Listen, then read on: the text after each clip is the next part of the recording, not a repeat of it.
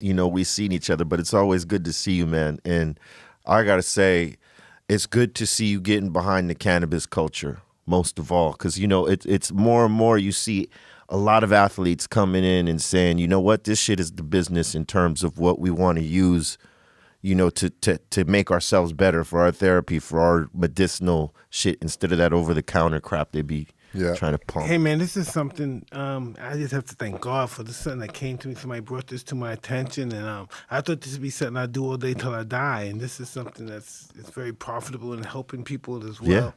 And God, I wonder what happened if I've been smoking my whole boxing career. I stopped smoking because I wanted to be a fighter and stuff. Interesting. Because they test heavy for that, right? Yeah. Oh, big time. Yeah, big time. And and it seems like I used to have a withinator, a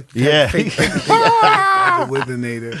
Hey, Mike, do you think if you had weed throughout your boxing career, do you think you would have been as ferocious?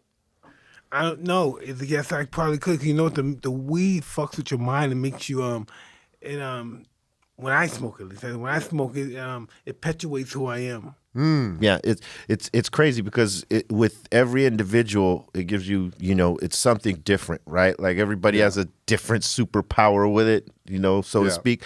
So like a lot of us get hyper focused. So like if you're stoned and you're working out in the gym, you're like totally zeroed in on That's that my shit. favorite. You're focused. That's when you're my high, favorite. You focus on the Yeah, so I would think he would have been ferocious either doubt. way, but I think the super hyper focus would have been like right there. But what's cool now is that they're looking into, at least the fighting game is in terms of the UFC, I think, or mixed martial arts, they're looking to take that shit off the ban list. Yeah, because everybody smokes in the UFC. Yeah, hey, Can I have a little hit of that, B? It's crazy because all the athletes get down, like football players smoke in the off season, baseball players, basketball players, and we know that shit for a fact because, in my smoke box interviews, I've had some of these athletes. I've had like Al Harrington, come down and tell us, how motherfuckers get down. You know what I mean? How he got down. We just had Matt Barnes in there. We've had some MMA fighters come in, Joe Schilling and Kid Rio. Any NFL guys?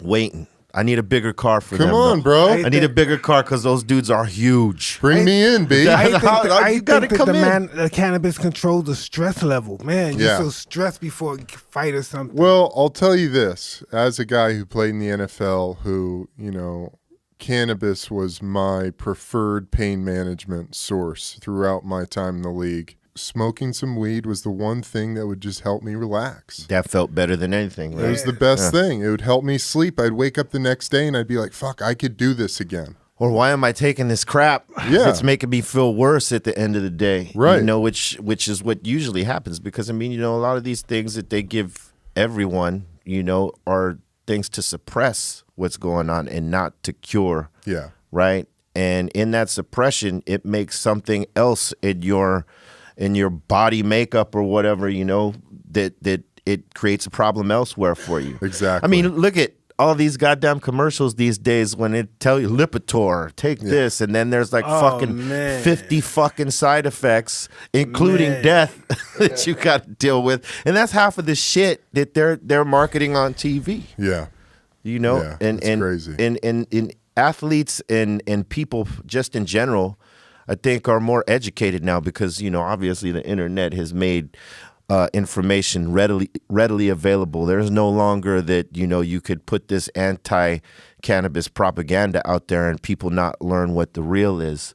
And that's why a lot more people have let their guard down towards cannabis. You had Mothers Against Drug Driving and other organizations that were very much anti-cannabis. And when they realized that their kids, some of them that were having epileptic seizures and stuff like that, they looked to the CBDs along with the THC1, like the Rick Simpson oils and whatnot, and how those things were helping those kids with the seizures. They changed their stance on it. And that was huge because, they started educating other mothers, other parents on how this actually helps. And so now you have people that smoke and consume, and you have advocates that fight for but you also have allies in people that don't smoke, but they're in there, maybe weren't advocates in the beginning, but they see how it really helps. Yeah.